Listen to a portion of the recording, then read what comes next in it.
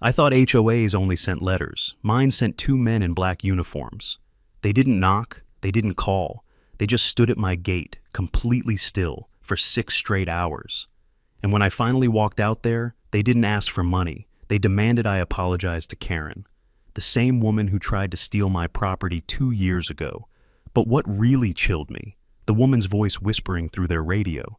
If you'd asked me a year ago what frightened me most, I would have said storms. Real Texas storms. The kind that shake windows, rip shingles off roofs, and make cattle scatter like they can sense God passing over the pasture. But storms aren't always loud. Some approach on quiet feet, some learn your routines, some memorize your gate code even when you never gave it to them, and some carry HOA badges. For nearly 2 years, Julia and I lived a peaceful life after the lawsuit that put Karen's HOA in its place. Our house sat just outside Austin, tucked behind a row of old pecan trees that creaked in the wind like they were whispering secrets to each other. The air was usually soft out there, lazy, slow, predictable. That was the whole point. Predictable meant safe. We'd chosen that house because it was comfortably outside the HOA's reach, 5 blocks beyond their imaginary kingdom, as my attorney once joked. I paid every fee, filed every document, checked every plat map before we bought it. I didn't cut corners, I didn't leave things to chance. And for a long time, everything was fine. Julia worked nights at the hospital, the kind of shifts that turn minutes into hours and hours into something heavier. She'd come home tired but smiling, drop her bag, and fall asleep before the kettle finished boiling. I kept the place quiet for her. No power tools during mornings, no hammering on the porch, nothing that would disturb her rest. We had a rhythm, a routine, a small, quiet life. So when she walked into the kitchen one morning, with a crease between her brows, I noticed right away. "Danny," she said softly, "someone was by the gate last night." I looked up from my coffee. "An animal, maybe?" "No," she said, shaking her head slowly. "People. I heard whispering. And I smelled cigarette smoke." That caught my attention. I don't smoke. None of our close neighbors do either. And the smell of a cigarette at 2 in the morning on our gravel road wasn't exactly normal. Still, I told her what any husband would tell his exhausted wife. "I'll check the cameras. It's probably nothing." But it wasn't nothing. The motion sensor had picked up a shape, a human-sized blur, standing just behind the pecan tree at 2:43 a.m. No clear face, no details, just a person, standing far too still for far too long. I stared at that frame longer than I'd like to admit. The next morning, Julia found fresh boot prints on the gravel. A different morning, she heard the gate rattle. Another day, she saw a flash of light, like someone checking a watch or a phone, just beyond the fence. Little pieces, small moments, nothing big enough on its own, but together, they drew a shape. I should have trusted her instincts sooner. She works in an ER. She knows the difference between nerves and danger. Then came the envelope, not mailed, not stamped, just placed in our box by hand. Cheap black ink. Inside, "This isn't over." Those 3 words felt like a cold hand on my shoulder. I didn't tell Julia right away. She had enough on her mind, but something in the air changed after that. The house didn't feel as warm at night. The trees didn't sound the same when the wind passed through them. Even our quiet road felt occupied somehow, like we weren't alone out there anymore. And looking back, I should have known. Silence doesn't always mean safety. Sometimes it's just the inhale before the next blow. Because while we were trying to return to our normal life, someone else, someone who still held a grudge, was already making their move. I just didn't realize the next storm would arrive standing perfectly still at my gate. For a few days after that envelope showed up, I tried very hard to pretend life was normal. Not because I believed it, but because I needed to. If you've ever lived through harassment, you know the quiet afterward can feel almost narcotic. You cling to it, even when you know it's temporary. But Julia, she didn't cling to anything. She observed. 3 nights in a row, she came home from the hospital with the same uneasy look in her eyes, the one she usually reserved for patients who weren't telling the whole truth. "Danny," she said one morning while untying her shoes, "I swear I heard someone breathing near the gate." "Breathing?" I asked. She nodded. "It wasn't an animal. Too steady. Too slow." I felt a prickle at the back of my neck. It's amazing how the human mind tries to protect itself with denial. Mine did anyway. Maybe a jogger, I offered. At 2:15 in the morning, she replied, raising an eyebrow. Fair point. That afternoon, while she slept, I walked the length of the property line. The pecan trees cast long shadows on the dirt, and even though the sun was out, I felt something heavy in the air. I checked the gate, the hinges, the gravel outside. That's when I noticed them again, the boot prints. This time they were deeper, heavier, more deliberate. Someone had been standing in the same exact spot for a long time. The gravel had settled around the shape of the sole, almost like it had been pressed in by someone carrying a lot of weight, or someone who just refused to move. My stomach tightened. Later that day, Julia and I sat on the porch swing as the sun dipped behind the trees.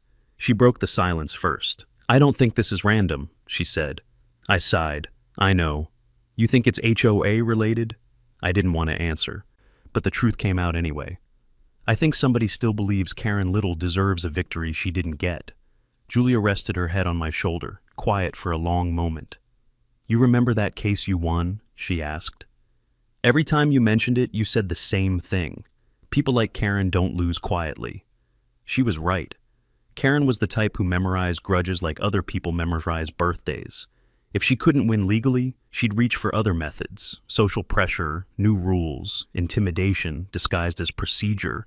It was her style, but sending people to skulk around my house at night, that was new. The next morning, something else happened. Julia was pouring coffee when she froze, staring out the kitchen window. What's wrong? I asked. She pointed. There, wedged in the seam of the gate, was a folded piece of paper, white, thin, barely held in place by a sliver of metal. I walked out and pulled it free. Same handwriting as before, same cheap ink, same feeling in my chest. But this time, the message was different. We haven't forgotten you. I felt the world tilt a little, a small, subtle shift, like the sensation you get when you step on an uneven stair. Julia stepped closer. Danny, this isn't just some prank. Somebody is watching us. I looked at her, really looked at her. The exhaustion in her eyes from long shifts, the worry tightening her jaw, the way her fingers twitched against her mug. She wasn't afraid for herself. She was afraid for me. That did something to me inside. I went straight to the office and pulled up the porch camera footage for the last week. I must have watched it 10 times. Rewinding the same blurry shape slipping in and out of frame. It wasn't much, but the stillness of that figure, the patience, it made my skin crawl. People with honest intentions don't stand motionless on private property for long stretches of the night. And then there was the sound, a faint scrape, metal brushing metal, at exactly 3:21 a.m. Julia was right. Someone touched the gate, and not lightly. At that moment, the last shred of denial in me died. The envelope wasn't a coincidence. The footprints weren't random. The whispering wasn't my imagination. Someone was circling our home, someone patient, someone familiar with harassment, and someone who didn't care if Julia was alone at night. What I didn't know yet was just how close they were willing to get. A few days passed with no new notes, no new shadows on the camera, no strange sounds by the gate. I tried to convince myself that maybe, just maybe, things were settling down.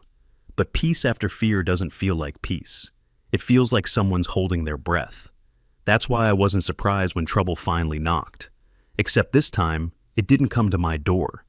It came from the neighbors. I was tightening a loose board on the back fence when I saw Linda from 2 houses down, waving a stack of papers like they were on fire. Danny, you seen this? She called. Her voice was sharp, but the worry underneath it was sharper. I wiped my hands on my jeans and met her halfway down the road. She handed me the papers, 4 pages stapled together with the HOA's bold blue logo at the top. Notice of boundary realignment effective immediately. My jaw clenched. I read through the paragraphs. Expanded jurisdiction, updated district map, community cohesion zone, compliance guidelines. Words dressed up nice enough to hide what they really were, an attempted land grab. Again. But the map on page 3 made me go still. My property was marked in gray, a shade different than the others. Julia stepped beside me, reading over my shoulder. What does that mean? She asked. I exhaled slowly. It means they want us again. Linda rubbed her forehead. Danny, this isn't legal, right? They can't redraw things without approval. They can draw whatever they want, I said. Doesn't make it real.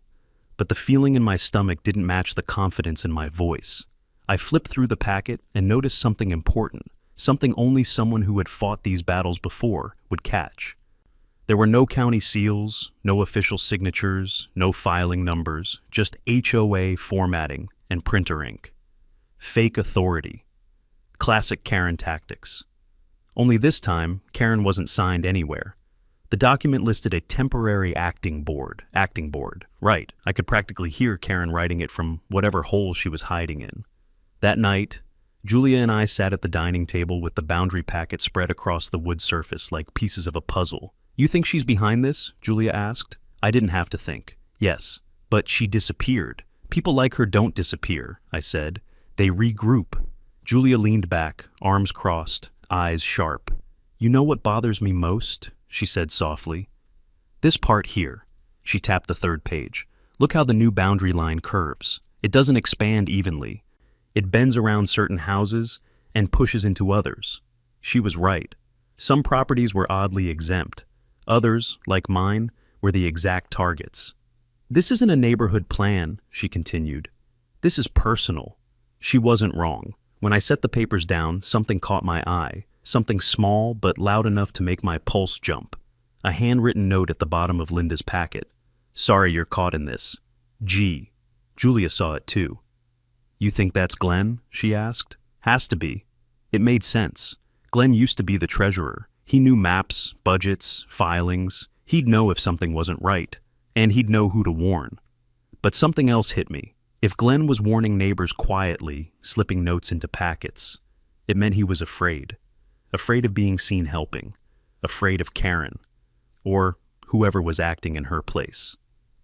I folded the packet and set it down. "This isn't just paperwork," I said. "It's preparation." Preparation for what? I hesitated, because saying the truth out loud made it heavier. For whatever they're planning next. Julia didn't flinch. She just reached for the laptop and pulled up the security camera feeds. Every angle, every timestamp, every shadow. She wasn't scared anymore. She was ready. "I think we need to look closer," she said. "If they're getting bold again, we need to be smarter this time." I nodded. Because deep down, I knew something simple and terrifying.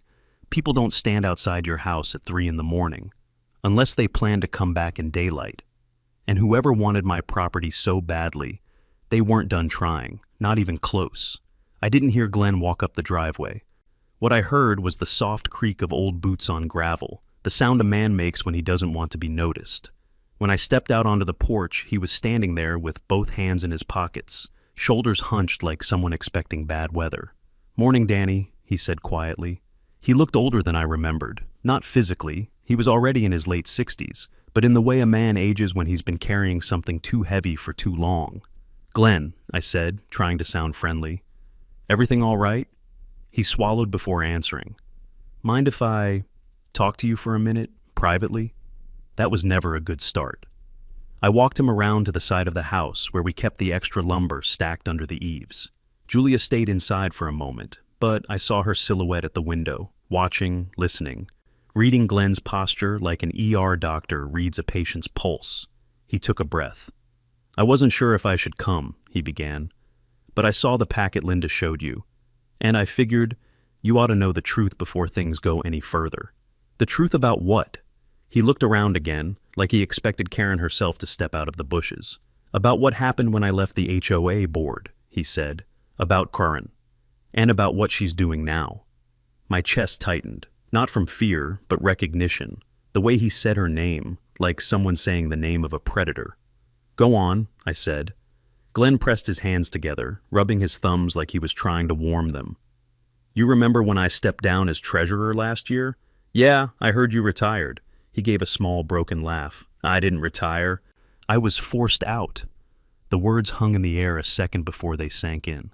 Glenn continued. "Karen wanted me to sign off on some creative accounting, numbers that didn't match, invoices that didn't exist, payments routed through places they shouldn't be." His voice dropped lower. "And when I refused, she told me she'd report me to the county for financial misconduct." I felt my jaw tighten. "Did she have anything on you?" "No," he said quickly. "Nothing at all. But she knew all she had to do was accuse me, At my age, that's enough to ruin a man. He looked down at his boots. She threatened to drag my name through the mud, said I'd go down for embezzlement unless I cooperated. She even drafted a resignation letter for me and told me it would look better if I stepped aside willingly. That was Karen, all right. She didn't need the truth, she just needed leverage. I felt Julia step quietly out onto the porch behind us, her presence calm but razor sharp. Glenn noticed her and stiffened, but she gave him a small nod, urging him to continue. "There's something else," he said, reaching into his jacket. He pulled out a small flash drive, plain, black, worn around the edges. "I kept copies," he whispered. "Emails, draft documents, memos about expanding the HOA boundary."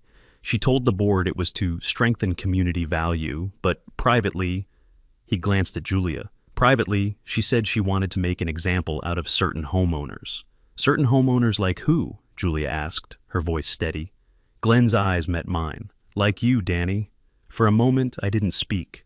The wind shifted through the pecan branches overhead, carrying the faint dry rustle of leaves moving across the ground. The sound suddenly felt too loud. Glenn went on.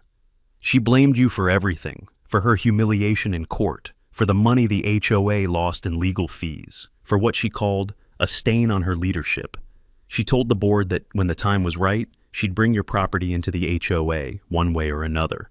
Julia stepped off the porch and moved closer. "Why are you telling us all this now?" she asked gently. Glenn's throat bobbed. "Because things are getting worse. The new boundary realignment? That's her. She's not gone. She's working from behind the curtain. She's got people who will still do whatever she asks." He took a shaky breath. "And because I owe you both an apology, I knew this was coming. I saw the signs, but I didn't speak up. I let her scare me into silence." I put a hand on his shoulder. "Glenn, you're speaking now." His eyes watered, just a little. "Yeah," he said, "but I'm afraid it might be too late." Julia looked at me, then at Glenn. "It's not too late," she said calmly, "but if you have something else, anything at all, you need to tell us, because she's already circling this house. Danny's seen it. I've seen it." Glenn nodded and pressed the drive into my hand. "There's more on there," he whispered, "more than you want to know." I slipped it into my pocket, and even before I looked at a single file, I knew one thing with chilling certainty. Karen wasn't rebuilding an HOA. She was rebuilding a vendetta. And Glenn was the first crack in the dam. That night felt heavier than most. The air wasn't just still, it was posed like the world was holding itself perfectly still so it wouldn't give anything away. Even the cicadas were quiet, and out here in Central Texas, that's not normal. Silence out here means only one of two things: a predator nearby or a storm building. Julia sat curled up on the couch, blanket around her shoulders, her eyes flicking toward the front window every few minutes. She wasn't scared. Julia isn't built that way, but she was hyper-aware. ER nurses develop that sixth sense, the one that whispers when something's coming before the rest of us notice. "You feel that?" she asked softly. I did. I felt it in my bones. The house didn't feel empty. It felt observed. Watched from a distance close enough to sense, but far enough not to see. That's the kind of quiet that puts a man's instincts on edge. I locked the front door out of habit, something I didn't normally do until bedtime. Then I checked the porch camera feed, scrolling through the last hour. Nothing but the sway of the pecan branches and a moth beating itself senseless against the porch light. But something still felt wrong. Around 11:30, Julia went upstairs to shower. The house hummed with the familiar sounds: pipes, old wood settling, the faint noise of water running through copper. Nothing unusual, nothing alarming. But when the shower turned off, I heard it. A sound I've come to recognize too well, the metallic tremor of the front gate being touched. Not opened, not shaken, just touched. I stepped toward the window. At first I didn't see anything, but then, under the pale wash of the moonlight, I caught a glint of something reflective. Not eyes, not an animal. Metal. Someone's belt buckle or badge catching the moon. I froze where I stood, and for 5 long seconds, whoever was out there froze too. Just stillness, like we were both waiting for the other to move first. Then the glint slipped backwards, melting into the shadows near the fence.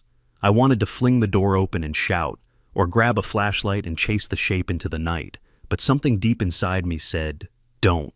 Not yet." Not until I knew more. Julia came down the stairs in pajamas, towel around her shoulders. She stopped halfway when she saw my face. What happened? I chose my words carefully. Someone's out there. She didn't panic. She didn't gasp. She simply exhaled and walked to the monitor, flipping through each camera angle with steady fingers. At camera 3, facing the gate, she leaned in closer. Danny, look at the dirt. There, just barely visible, was a fresh trail across the gravel. Not footprints, drag marks. Like someone pivoted on their heel to step away, but kept one foot planted just long enough to grind a line into the dirt. Someone had been standing in the exact same spot again, watching our house, listening. Julia swallowed. This is the third night in a row. We're not imagining things, I said quietly. No, she agreed. Someone is scouting. That word, scouting, settled in my gut like a stone, because scouting means intention. Scouting means counting steps, measuring responses, timing routines, and that means whoever was out there had a plan. I walked the house once more, checking windows, testing locks, making sure Julia felt safe. But deep down, I already knew safety wasn't the issue. The issue was time. This wasn't random harassment. This wasn't bored teenagers. This wasn't even the remnants of the HOA sniffing around out of habit. This was preparation. And when predators prepare, they don't wait long before making their move. That night, neither of us slept well. Every time the wind shifted, we stirred. Every time a squirrel ran across the roof, one of us sat up. Even the dog 2 houses down barked at shadows until he wore himself out. Just before dawn, I checked the gate once more. There were boot prints, fresh ones, facing the house. Whoever they weren't just watching, they were counting down.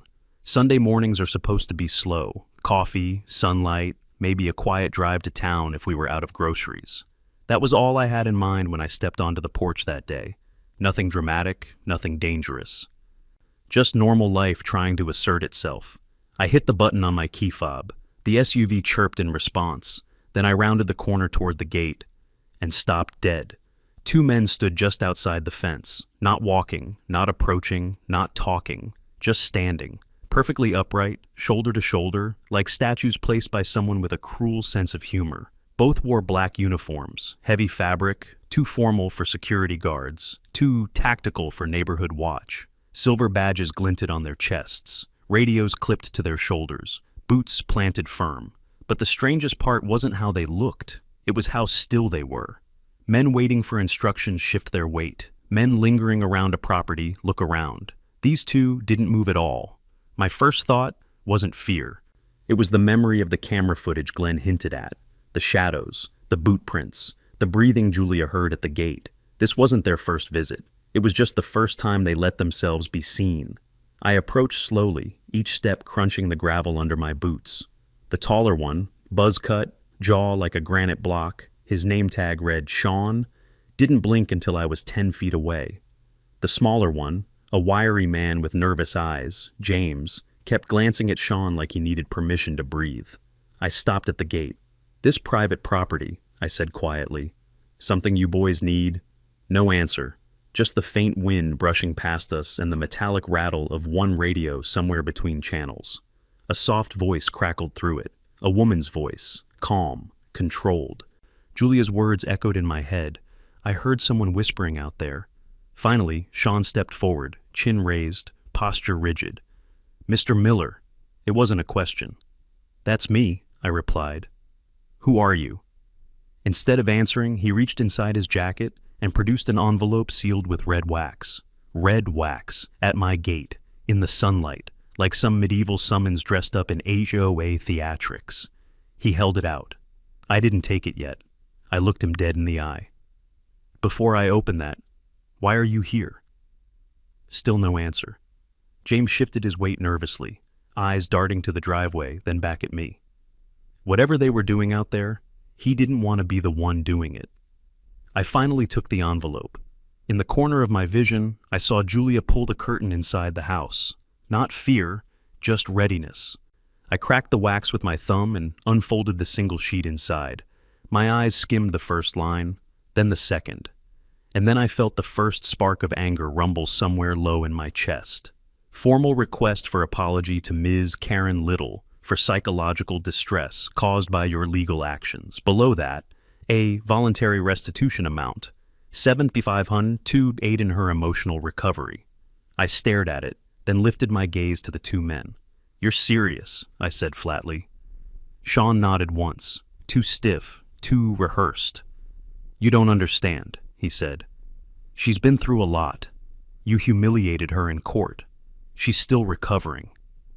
"No," I said. "She humiliated herself. All I did was show the judge the truth." James flinched like the air between us had cracked. Sean's nostrils flared. "We've been out here since 3, he said quietly. 6 hours.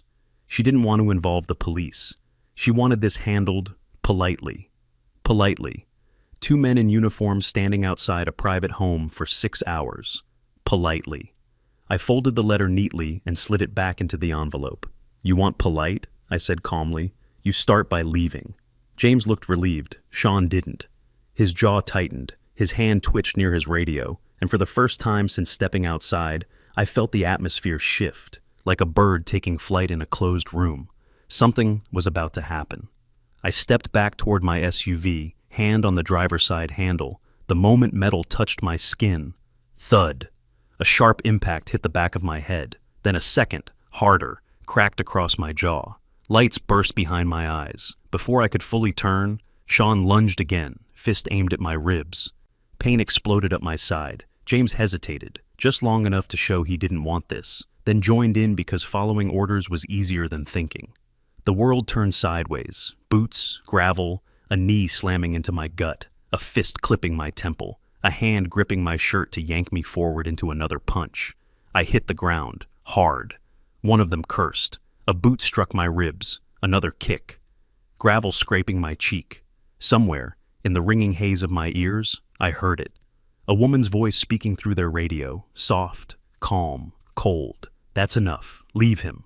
The footsteps retreated. A car door slammed. Tires peeled off the gravel, and I lay there, feeling the warm drip of blood pooling near my ear, staring up at the branches of the pecan tree swaying gently above me, the same tree that had hidden them for nights. They weren't just here for intimidation. They weren't here to deliver a letter. They were here to send a message. Karen Little wasn't gone. She was just sending messengers. When I came to, the world wasn't spinning. It was tilted. A few degrees off center, like someone had taken the whole scene and nudged it sideways. Gravel pressed into my cheek. My ribs felt like someone had stacked bricks on them. For a moment, I couldn't remember why I was outside, or why everything hurt. Then the memories rushed in like a fist to the gut. Sean's punch, James's boot, the red wax envelope, and that voice on the radio, the woman saying, "Did he apologize yet?" I tried to push myself up. Pain lit up my side like a live wire. My SUV was a few feet away, passenger door hanging open, mirror broken loose, a crack across the windshield like a spider web. A small rock sat under the wiper blade, mocking me. My phone was still in my pocket, screen shattered but alive. I hovered over "emergency call," then stopped. I needed to see the footage first. I staggered toward the porch, one hand on the fender, then the railing. Each breath stabbed like a knife. Inside, I went straight to the security monitor. My vision blurred, but I found the timestamp easily. 3:02 a.m. 2 silhouettes at my gate, not pacing, not talking, just waiting. Hours crawled by, 4, 5, 6, and they never moved. When 9:47 rolled around, I watched a recording of myself step out onto the porch, completely unaware. At 9:50, Sean hit me. Even knowing it was coming, I flinched. Watching your own body fold under a punch is a strange, detached kind of pain, like it's happening to someone who looks like you, but you feel every bit of it anyway. The second blow, the knee, the kick, and then me collapsing to the gravel like a rag doll. That was enough. I called 911. The dispatcher's voice was steady, mine wasn't. Sirens came fast. Julia's voice came faster, panicked, cracking, too loud for how much my head hurt. "Danny! Oh my God! Danny!" Paramedics took over. Neck brace, chest wrap, questions I barely answered. The ambulance ride was a blur of ceiling lights and the warm, shaking pressure of Julia's hand gripping mine like I still might slip away. At the hospital, everything dissolved into white walls and clinical voices. 4 cracked ribs, concussion, bruised kidney. Could have been worse, the doctor said. Julia didn't smile. They settled me in a small room with soft lights. The first day disappeared in a fog of pain meds and beeping monitors. On the second morning, Julia sat beside me, not speaking at first. Then she said quietly, "I need to tell you something." I turned to her. "Those men," she whispered, "they weren't just watching you." I frowned. "What do you mean?" She swallowed. "I checked the security feed while you were asleep. They were out there on nights I worked. The shadows move right after I pull in. They knew when I left. They knew when you were alone." The idea of anyone tracking her made something cold settle deep in my chest. "Why didn't you tell me?" I asked softly. She squeezed my hand. "Because you were already dealing with your lawsuit. I kept telling myself I was imagining it. I'm not anymore." Before I could respond, someone knocked. Detective Reed stepped in. Plain clothes, tired eyes, a folder under one arm. "Mr. Miller, Mrs. Miller," he said, pulling up a chair. He set a small flash drive on the table. "We reviewed your footage," he said. "It's clear. There was no provocation. They waited 6 hours, then attacked you the moment your back turned." Julia leaned forward. "Are they in custody?" "Both," Reed said. "Denied bail. The DA's charging aggravated assault with intent to cause serious bodily harm." I let out a slow breath, but Reed wasn't finished. "The security company they claim to work for," he continued, "doesn't exist. The EIN belongs to a landscaping business whose owner died 2 years ago." Julia stiffened. "So, who paid them?" Reed tapped the folder. "A discretionary HOA account. And the authorizations for payment," he paused, "came from Karen Little." There it was, the name behind the curtain. Reed slid a printed email toward us. One line was highlighted. "I need him scared, not dead. Keep it quiet. No police, no paper trail." Julia covered her mouth. I felt the sting of adrenaline mixed with something darker, confirmation. "This isn't HOA business anymore," Reed said. "This is coordinated harassment, premeditated, and now violent." He stood, resting a hand on the bed rail. "You were targeted, Mr. Miller, and your wife was watched. You weren't imagining any of it." He pushed the flash drive closer to us. "Backup copy, keep it safe. And if you remember anything else, even small details, call me right away." When he left, the room felt different. Not safer, not quieter exactly, but clearer. Julia held the flash drive in her hand like it weighed 100 pounds. "We're not crazy," she whispered. I nodded slowly, feeling something hard settle inside me. "No," I said, "we're not." And for the first time since the attack, I felt something stronger than fear, resolve. 6 days of antiseptic air, soft shoes shuffling in hallways, nurses whispering to each other in the doorway. It all left a faint hum in my head, like a radio signal that hadn't quite faded. They wrapped my ribs, warned me not to lift anything heavier than a coffee mug, and told me to take it slow. Slow wasn't something I was used to, but I didn't have a choice. Julia drove us home, both hands tight on the wheel, checking the rearview mirror more often than the road. When we turned onto our street, she exhaled the breath she'd been holding since the hospital. The house looked the same, the way danger always does after it's passed. She helped me inside, settled me into the recliner, fetched my medication, and turned on some soft jazz she hoped would calm things down. It almost worked. Almost. Because when she brought me a glass of water, her eyes drifted to the porch camera feed on her phone, just like she had the night before, and the night before that. I didn't call her out on it. I understood. Once you see shadows where safety used to be, you don't unsee them. A day later, word started to spread. Not from the neighbors first, no. From the newspaper. A reporter had gotten the police report and some of the video stills. The Sunday edition carried my story on the front page. Homeowner hospitalized after alleged HOA-linked attack. They kept my name blurred in the photos, but everyone on my street knew exactly who the man on the gravel was, and everyone knew who had been running the HOA. Karen Little. The story hit harder than even Reed predicted. By noon, 3 HOA board members had resigned. By evening, the HOA's Facebook page, usually filled with complaints about grass length or recycling bins, turned into a battlefield. People were angry. People were embarrassed. People were remembering things they had been scared to talk about. She threatened me over my mailbox.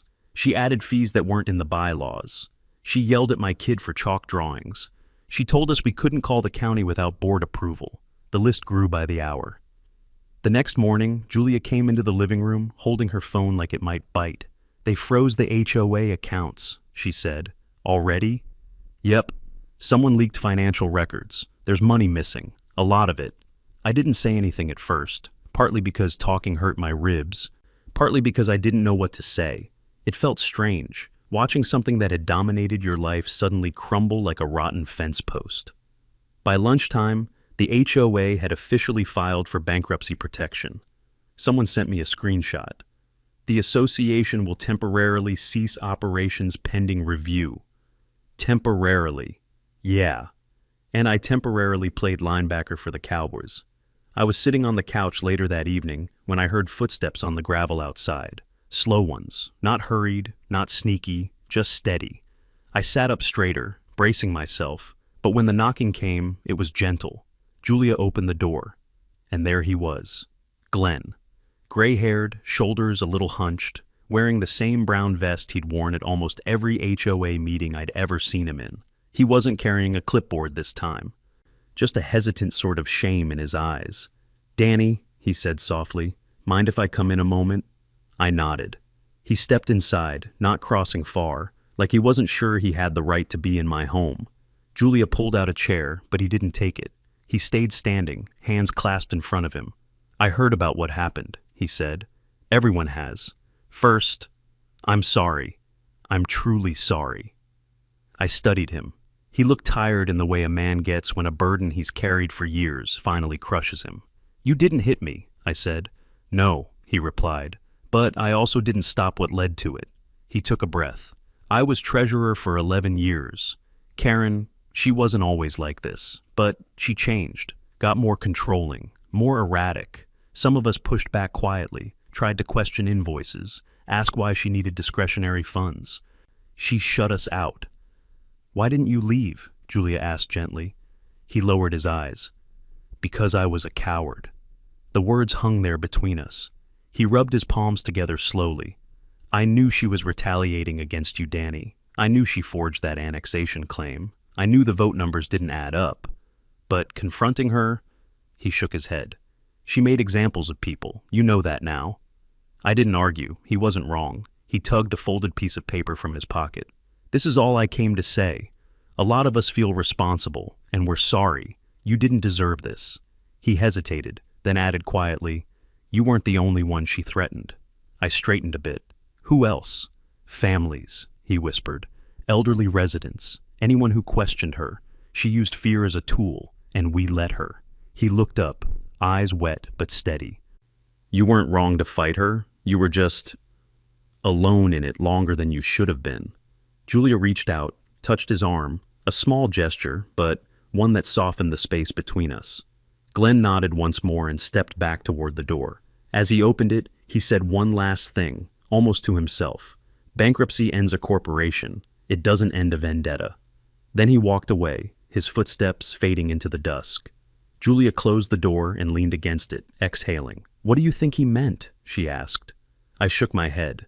"I don't know, but it didn't sound like closure. It didn't feel like closure either. The HOA had fallen. The board had scattered. Karen had vanished. But the quiet settling over our home wasn't peace. It was the pause before someone flips the next page. 3 nights after Glenn's visit, I woke to the sound of gravel crunching outside. Not loud, not hurried, just deliberate. Julia stirred beside me. She'd learned to sleep light since the attack. I put a hand gently on her arm.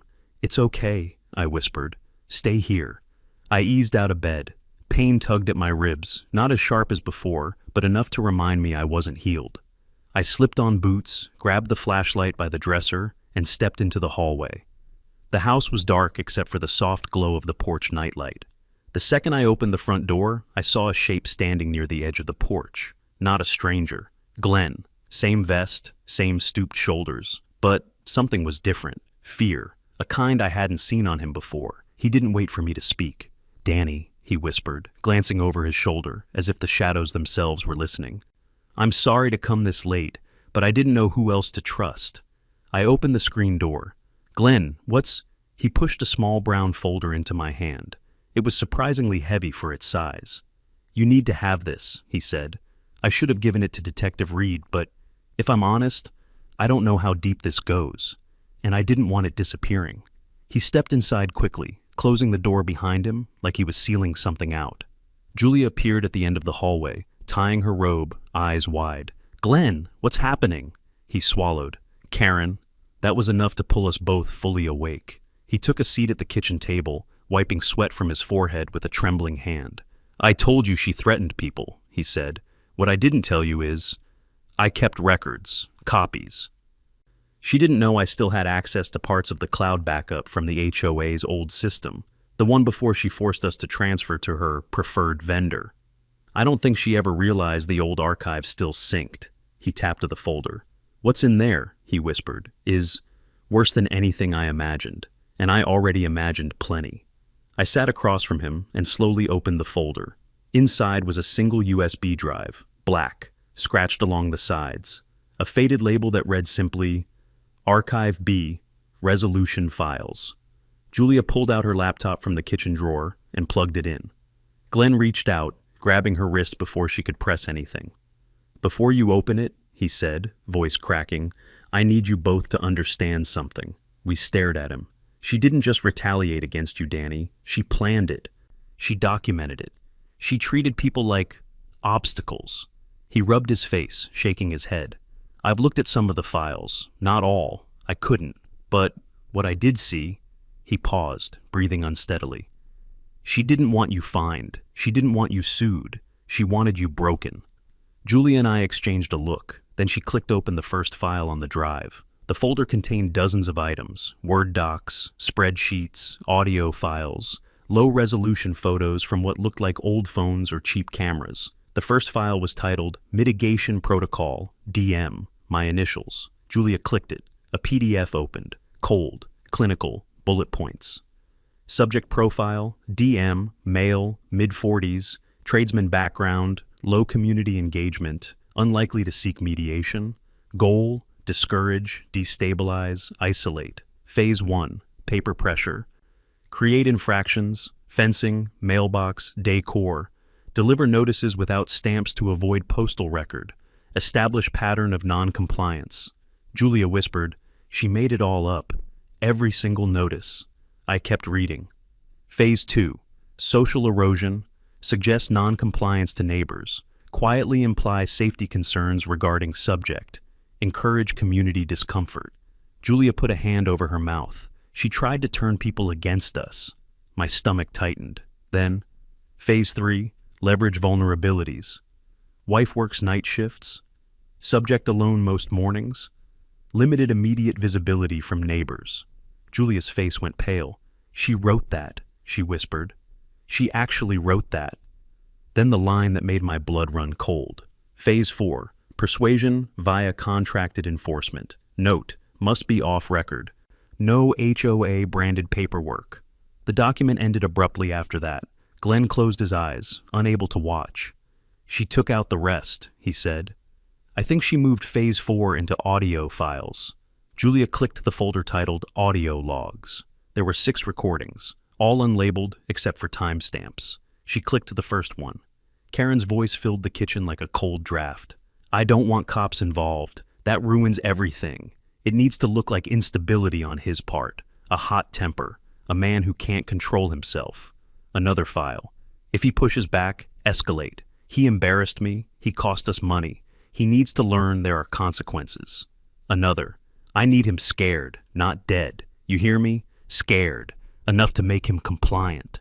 Julia's hands shook as she clicked the next one. The voice was quieter, like she was speaking from inside a car. "His wife leaves at 6:45 p.m. The hospital shift ends at 7 a.m. He's alone from 8 to 10 most mornings. He thinks he's clever with his cameras."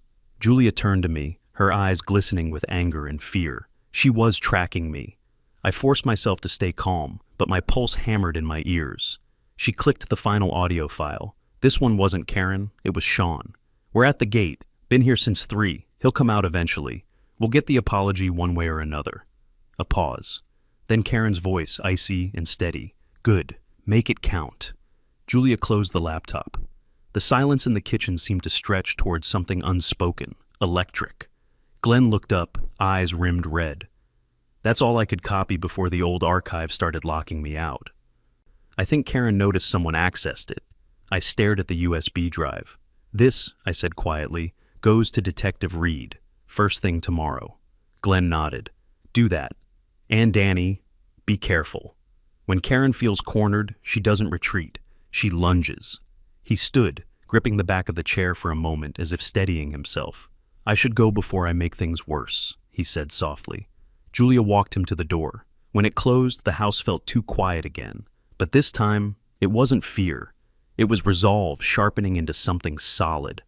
I looked at the USB drive on the table. Tomorrow, things were going to change, one way or another. I didn't sleep much that night. Every time I closed my eyes, I heard Karen's voice again. Cold, controlled, like she was giving instructions to a machine instead of human beings. If he pushes back, escalate. His wife leaves at 6:45. Make it count. The USB sat on the kitchen table like it was humming with electricity. Julia made coffee at sunrise, but she didn't drink any. She just set the mug down beside mine and said, "We take this to Reed today. No waiting." I nodded. Waiting hadn't done us any favors so far. Reed wasn't expecting us that early, but one look at the brown folder in Julia's hands, and he ushered us straight into one of the back rooms.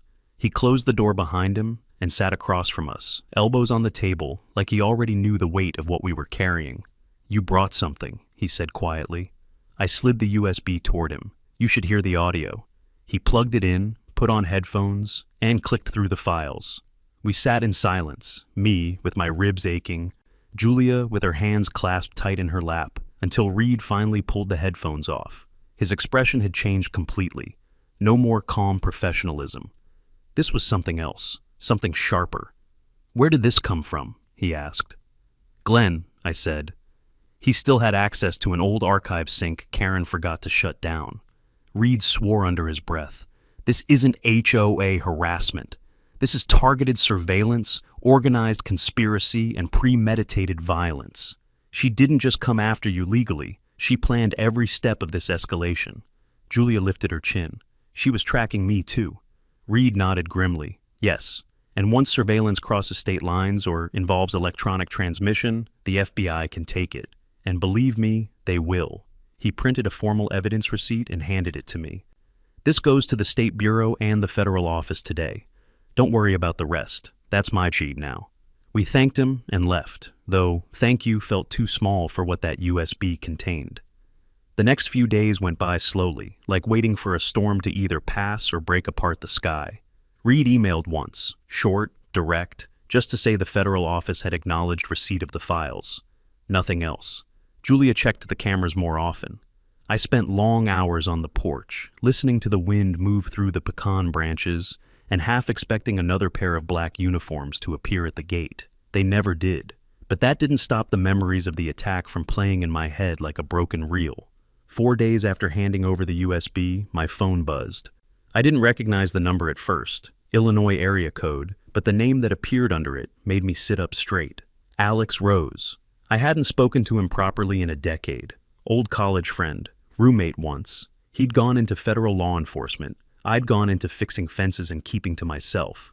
Life had drifted us like two pieces of wood in different streams. I answered on the second ring. "Danny," he said, "tell me you're sitting down." "I'm sitting." "Well, we got her."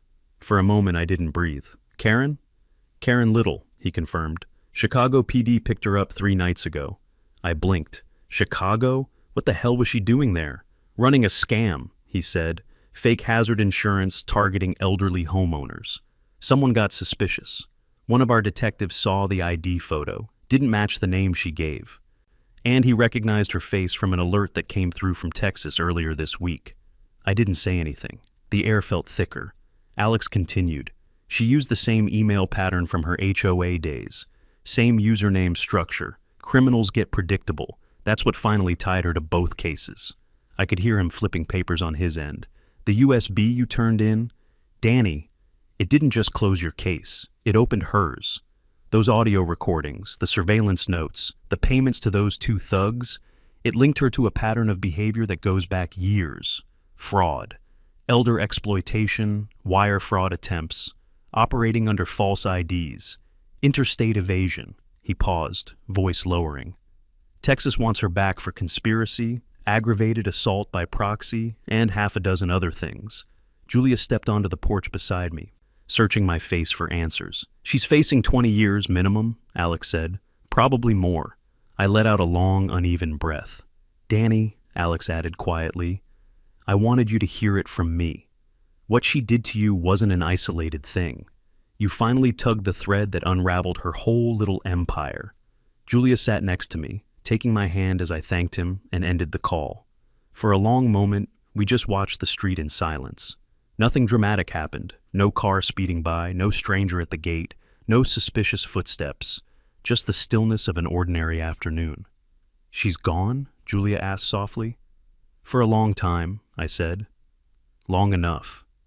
And for the first time in months, I realized I wasn't bracing for something terrible to happen. The fear wasn't gone completely, but it wasn't the one in charge anymore. 6 months passed. Not quickly, not dramatically, just naturally. Like the way a bruise fades. Slowly at first, then all at once you realize the ache isn't there anymore. By early summer, the pecan trees behind the house were in full leaf again. The yard smelled like warm earth and cut grass, the kind of scent that makes you stop on the porch for a moment just to breathe it in. The neighborhood had changed too, softer somehow, quieter. The tension that used to sit in the air like humidity had finally lifted. Julia was the one who suggested we host a small gathering. Just a few neighbors, she said. Something simple, a thank you dinner. I agreed. Honestly, after everything we had survived, the idea of hearing laughter on our lawn again felt like medicine. But word travels fast in a neighborhood that's learning how to be a community again. By the time we lit the grill, folding chairs were popping up like mushrooms after rain. Kids we'd barely spoken to before were running through the yard with sparklers. Someone set up a portable speaker, playing old country songs, Johnny Cash, Willie Nelson, the good stuff. It wasn't loud, it wasn't wild, it was human. I stood at the grill flipping chicken thighs when Mr. Brewster from down the road clapped me on the shoulder. Didn't think I'd ever see this house lively again, he said. Feels good. It does, I admitted. He nodded like a man who understood more than he was saying. Julia moved through the crowd with a pitcher of sweet tea, smiling, relaxed in a way I hadn't seen since before the first fake notice showed up in our mailbox. Every so often, she'd glance at the porch camera monitor. Old habits die hard, but there was no fear behind it anymore, just vigilance.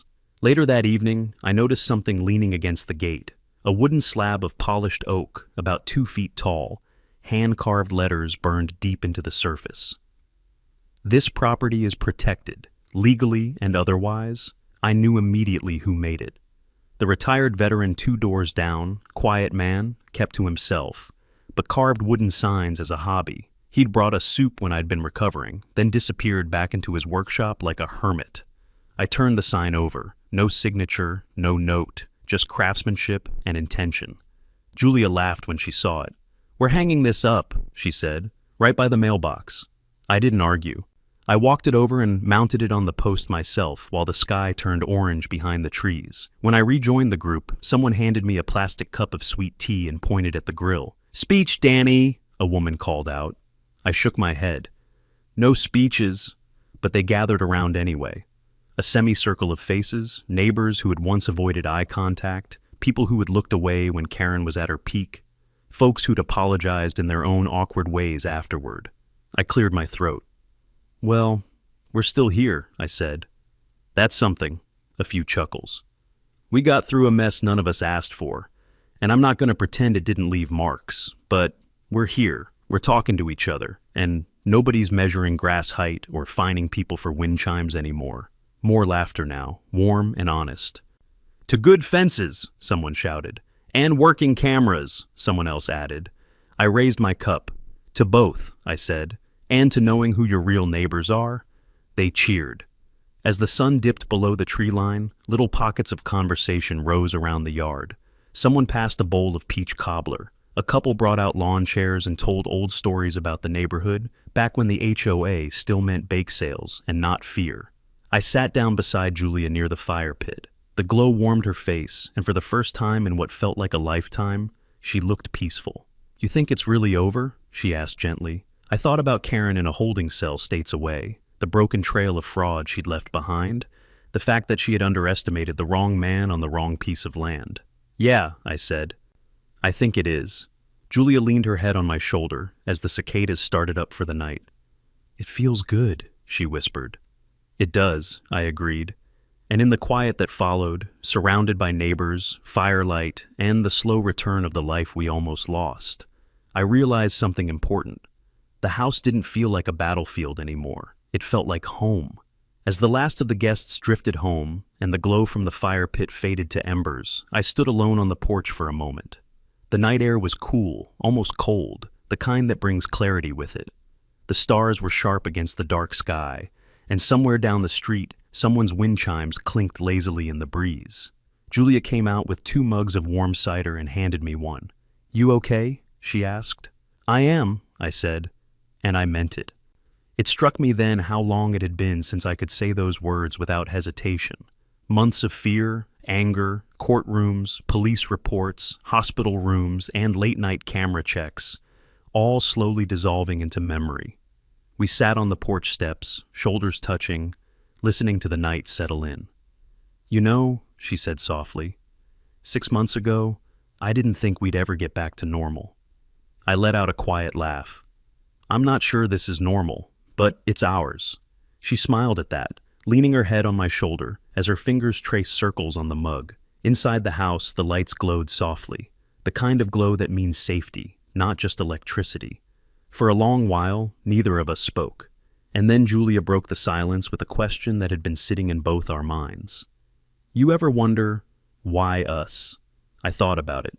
Karen had intimidated half the neighborhood, but she had chosen us. Maybe because we didn't fit her mold. Maybe because my land wasn't under her thumb. Maybe because I didn't bow as quickly as she expected. "Some people can't stand when someone tells them no," I finally said. Karen was one of them. Julia nodded slowly. "She picked the wrong family." I reached for her hand. She did. We stayed like that a few minutes longer, letting the quiet wrap around us. Then we stood, walked back inside, and locked the door, not out of fear, just habit. The next morning, sunlight spilled through the windows, painting warm stripes across the living room floor. I made coffee, slow, careful, ribs still a little stiff, and stepped out to grab the newspaper. Something new was at the gate, a single envelope, taped to the new wooden sign the veteran had carved, my name written in neat cursive. I hesitated a moment, then opened it. Inside was a simple note. "To the man who reminded us that fear only wins when good people stay silent. Your neighbors." Just that. No signatures, no fanfare. But it sat heavier in my chest than any award or recognition could have. I walked back inside, handed Julia the note.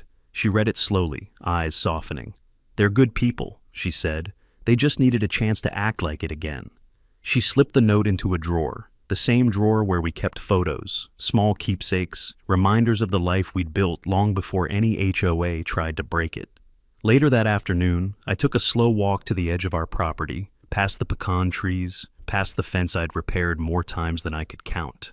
The sun filtered through the branches, scattering warm patches of light along the path. For the first time in a year, I didn't feel the need to look over my shoulder. I didn't expect a black SUV. I didn't brace at every crunch of gravel. I didn't picture 2 men in uniforms waiting at the gate. All I felt was the steady rhythm of the breeze and the gentle sway of the leaves. When I got back to the house, Julia was sitting on the porch, reading. She looked up and smiled at me as if everything in the world was finally in the right place. And maybe it was. I sat down beside her. No words needed. Some battles end with sirens and handcuffs. Some end with a courtroom verdict. But the best ones, they end quietly, with a porch, a breeze, someone you love leaning against you. And the knowledge that the monsters that once stalked your life have been dragged into the light. As the sun lowered and the day thinned into evening, Julia reached for my hand again. "We're okay," she said. And for the first time in a long time, maybe the first time in a year, I could say it back without hesitation. "Yeah," I said, "we are." And that's how the storm ended. Not with thunder, but with peace.